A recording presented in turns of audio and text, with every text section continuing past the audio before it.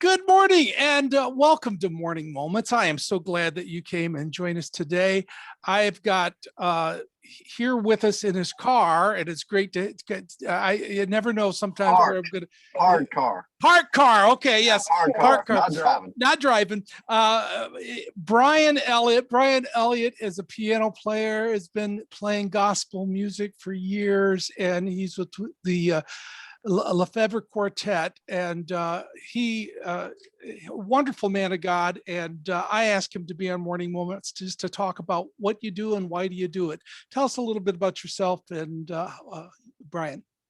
Sure. I'm 35 years old. I grew up with a musical family. My dad was our church pianist for us growing up at a church that we attended, and he always had a piano in our living room, and he had a keyboard set up in my bedroom because he didn't want to set it in his bedroom. And he just, while I was at school and he was off of work or I was outside playing, he would go in there in my bedroom and practice. And on that keyboard, he could record himself. So he would always do that so he wouldn't forget what he was trying to learn. And that way, if he did get what he was trying to learn, he could go back and hit play and then hear it. Because my dad can read music, but he plays more by ear. So he would leave the keyboard on and told me never to turn it off, because if I turn it off, what he recorded would be deleted.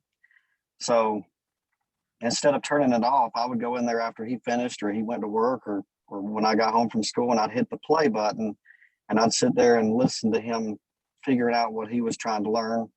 And then I would sit there and try to pick out what I heard him practicing. So couple months went by. I finally picked out a whole song that he was trying to learn with one finger, and he come in and he said, "I'm not a professional piano player and I'm not an Anthony Berger, and I'm not, but I'll show you everything that I've learned, or picked up." So he showed me like the Floyd Kramer style, and he showed me rhythm, how to play just rhythm. And I always call it Pig Robbins because Pig would always do the bottom stuff. He showed me that kind of stuff. And once he showed me all that, he said, "All right, that's all the fundamentals I can really show you. So I'll help you as much as I can, but you're going to have to branch out and start listening to other people." Well, with my family singing gospel music on the weekends locally and him playing for them, and then as well as him playing for church, I naturally took a liking to Southern gospel music. And, him being my father, I was always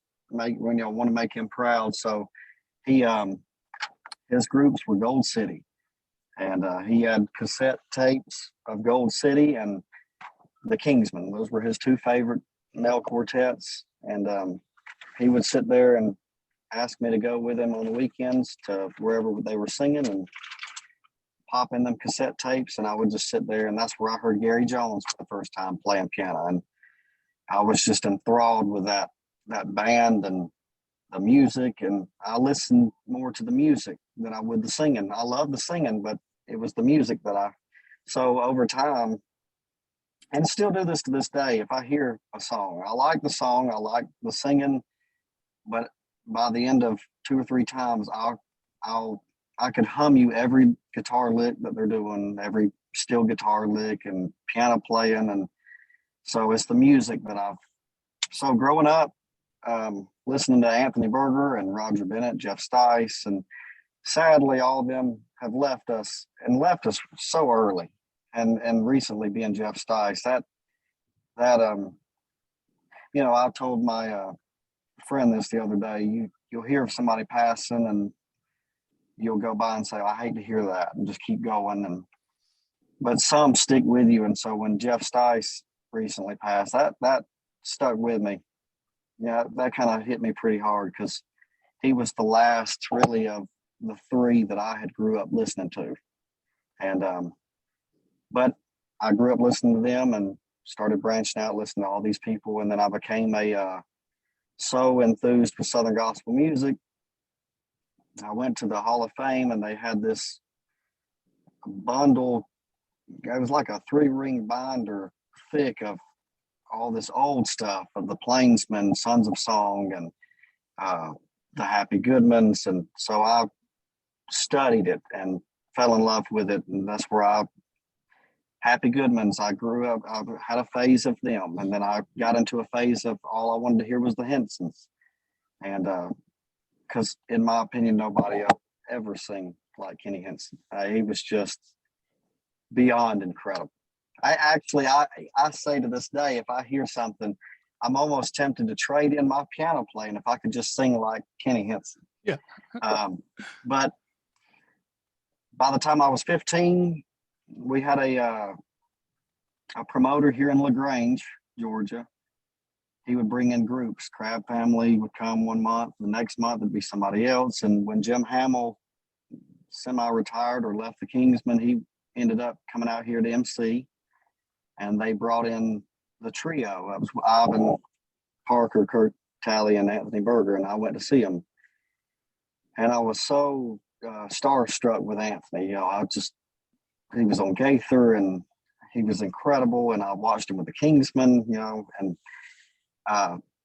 asked him if he could go and hear me play. I just wanted him to hear me play. I didn't care if he told me I did bad, good, just tell me something. And he was really encouraging. And then he was like, hey, let's play something together. And so played a song with him. And I told him, I really want to do this for a living. And I was 15. And I said, I know you got started when you were 16. And he said, if you really are serious about it, you need to go to the National Quartet Convention. Every September they have it. That's when it was in Louisville. And he said, just start asking groups if they'll hear you play and tell them you want to be with them. And with all these groups, surely you'll find a job. So I literally went to everybody. I'm talking from Gaither Vocal Band to Gold City. Groups that had piano players. I didn't care. At no cost if they had somebody or not. But finally, the Anchormen Quartet out of North Carolina, they didn't have a piano player, and they were the only group that, because they didn't have somebody, said, yeah, we'll go listen to you. So I went and played and stressed that I wanted to do this for a living, and I was ready right then, and I was young, and one thing I didn't care about nothing else. And I got home, and the next week, Steve Ladd, who sings with the Old Paths now, he left a voicemail a message on the answering machine. That's before our voicemails. So asking if I would come ride with them the next week. And golly, I've been playing full time ever since. That's a long time. It's amazing because when we were talking and just chatting a little bit, but while we were preparing for this interview, you were telling me how you enjoy taking young people and listening to them play the piano. And I really love that someone did that for you, and now you're paying it forward for them as well. Yeah, but Anthony, you know, he didn't have to go hear me play when I was over here begging him just to let me talk to him. And he could have said, I'm busy, or I'm sorry, can you come back? But he said, come on, and then we'll play something together. And you hear all this, and especially after COVID, you hear this, our music is in a box, or our music is limited, or our music is dying, and it's all going to contemporary, and there's no youth. But there really are. There might be 4 or 5 concerts go through, but you'll see these young people. Yeah. And I'm so drawn to these young kids. If I had a little girl come up to me, she was taking piano lessons, and she was maybe 6 years old. And I'm just like, oh my gosh. Like, I talk to them like I've talked to my 2 daughters in there, because I'm just like, you're so young and you like what we do. And it excites me probably more than the young people that are excited to hear us and see us. And because I was that way. Yeah. And I still am. I'm not so just, hey, you know, we're starstruck, but I appreciate everybody's talent, and I love it. And I thought I've always, and my dad did tell me growing up, he's like, don't ever forget where you come from. He said, I don't care if you play in Carnegie Hall or whatever. He said, you had to start somewhere. He said, you didn't start out like an Anthony Berger or Gary Jones or Roger Bennett. He said, so if you ever get to that point, just always remember there's going to be somebody out there better, and you'll never stop learning. And so when kids come up, I told Mike LeFevre, I said, if a kid comes up and whatever we're doing, or I don't care if it's 800 miles, I'm going to have to go and spend 10 minutes, at least 10, and encourage. All they want to do is be encouraged. And an encouraging word from somebody like us and what we do for a kid will take them years to come. They'll just grow and grow and grow. That's all they want is encouragement. And I love that the music that you're doing, you're playing the live music. A lot of groups have gone to the canned music now. And to be able to be that piano player with a quartet, to be able to do, and we joked around about the turnaround, to do the turnaround, but more than that, if you feel that you or Mike or whoever feels that song should go on or repeat the chorus or whatever, you don't have to back up a tape. You just keep that song going as you feel led to do that. And you can't, it's that live music allows you to do things like that. Is that correct? Absolutely. There's times we'll sing songs and Mike will just look over at me because the Spirit's there, and he'll look over and say, just roll out a key of C or B flat, and he'll just start singing without him. Or we'll do Look for Me at Jesus' Feet, or he'll just start singing choruses of songs of worship. And you don't always have a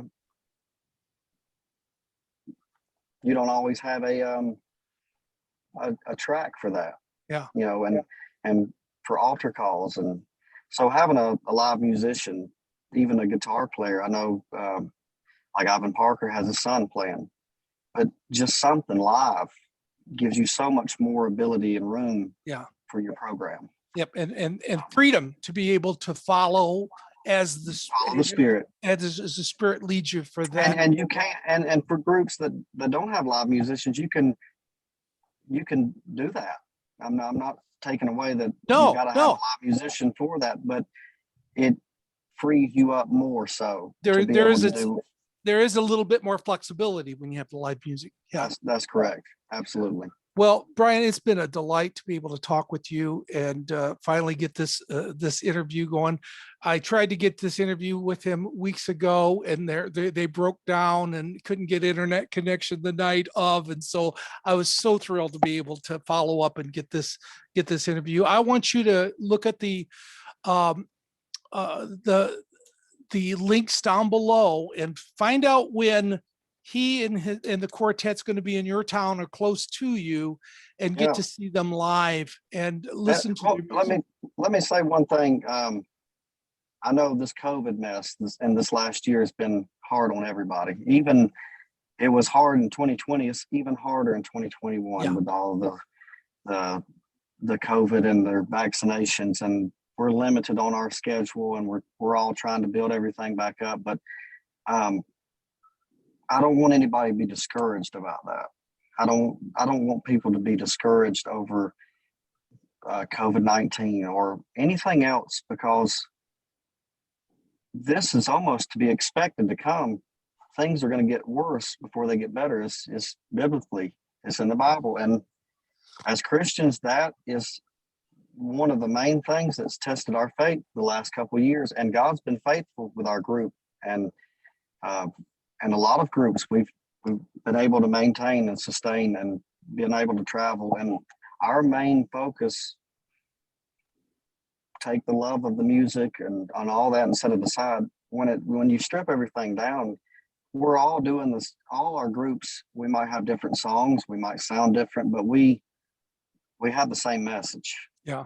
And I know Satan tries to attack us in any way he can. And I personally feel like COVID was that attack to try to suppress and hold everybody down. But God's been faithful, and God's overcome all of that, and he's still overcoming it. Amen. And that's right. So I don't want that to be a discouragement for us or for the people that we sing to. honestly, it should bring us all closer together because we've had more time to spend with our families. So I try to look at all the positives that come out of last year and part of this year. And honestly, I feel like it renewed all of us to continue to do what we do. It gave us a little break. We got to spend a lot of time with our families, build that relationship, and we missed it so much. We literally are excited when we see people come through the door because I think it's renewed everybody and renewed our spirits. And I honestly feel like God is getting the glory from all of that. And that's all he wants. He just wants to hear us talk to him. He wants to hear our praise. And I feel like sometimes he allows things to come like that and to renew all of us, bring us closer together. And so I just wanted to say thank you to all the people that come hear us. Thank you for what you do. All the DJs, everybody has sustained and maintained everything. And despite what the news and all of this are telling us, it's proven that we go to the book. Yeah. And that's ultimately what it's all about. So what a great word of encouragement. Thank you so much for joining us this morning. And I've enjoyed appreciate it. Thank you so much. And thank you all for joining us for Morning Moments, and keep coming back. Thank you so much.